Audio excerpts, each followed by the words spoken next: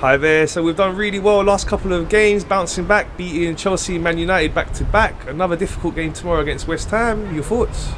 I mean, yeah, it is going to be a difficult game. Obviously, we're not at home, so that's going to be a problem. But I reckon the way we've been playing at the minute, I don't see why we can't beat them. I mean, they've just been nearly knocked out of Europa League. They've lost their first game, so that's going to be demoralising for them. And they've not been doing too well in the Premier League now. So hopefully, we'll win tomorrow. We get closer to Chelsea. They're 4 points in front of us now, 5 points in front of us. So we'll be close enough to get close to them. Then yeah, top three could be possible, 100%. Exactly. Okay, so looking at our lineup, we saw Tommy Yasu came back against Man United at the end for a couple of minutes. Would you bring him back into the starting 11?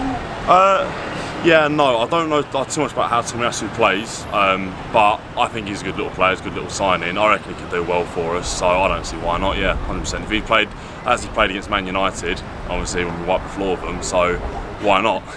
Why not? I say bring him back in 100%. Okay, would you look to make any other changes to the lineup?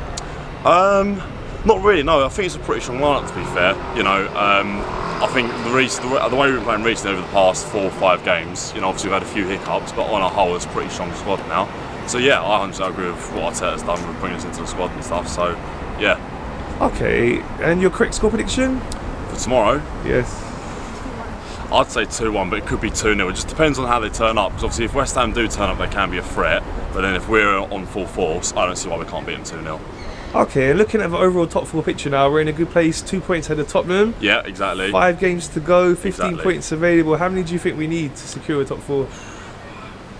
I mean, getting the full 15 would be lovely because that means then third is possible. Where we sit at the minute, I think we've got not too many hard games left, so I reckon we could probably get about 8-9 points out of the next 15 points possible, yeah. Are you confident that we'll get top 4? Yeah, 100%. 100% now, yeah. I think Tottenham are kind of off the pace a little bit. They are only 2 points behind us, but I think they're off the pace a bit. So if we keep playing the way we're playing, keep it strong, then I don't see us getting below top 4. 100%. Top 4 or third, it's going to have to be. Okay, and are you happy with Mikel Arteta? Oh, of course I am, yeah. Yeah, brilliant, obviously, brilliant. I've been an Arsenal fan since I was born, obviously 1998, so that's 23 years of my life been an Arsenal fan. So after Wenger left to ask to Arteta sign him, it's been a bit tough, a bit difficult, but Arteta's playing well. I mean, we haven't seen top 4 in a long time, so being in a position we're in and playing with the squad that we've got, yeah, I think he's a brilliant manager. Okay, and there's been some heavy transfer speculation linking us to Manchester City striker Gabriel Jesus. Yep. Is he a player you'd like to see here? Yeah, I think he's a good player. Doesn't get played as much at Man City anymore as he used to do, but if you saw him when he was in his prime, playing for Man City, amazing on the ball, quick feet, good shot. I don't see him being a perfect fit into the squad. He's not a good replacement for Aubameyang, because Aubameyang was an amazing player for us.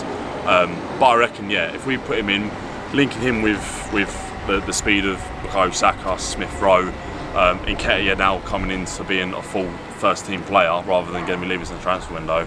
Yeah, I don't see why he couldn't fit in. I think he'd do all right. It just depends on if he can adapt to the way that we play football. Okay, and looking at the summer transfer window, how many players do you think we need to bring in?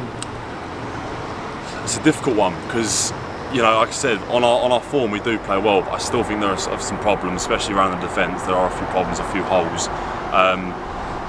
Probably about 2 or 3. I'd like to see 2 or 3 players filling Aubameyang's spot up front, a couple more defenders, a bit more experienced defenders to help with the young kids, and then I think we've got a good team for the next season then.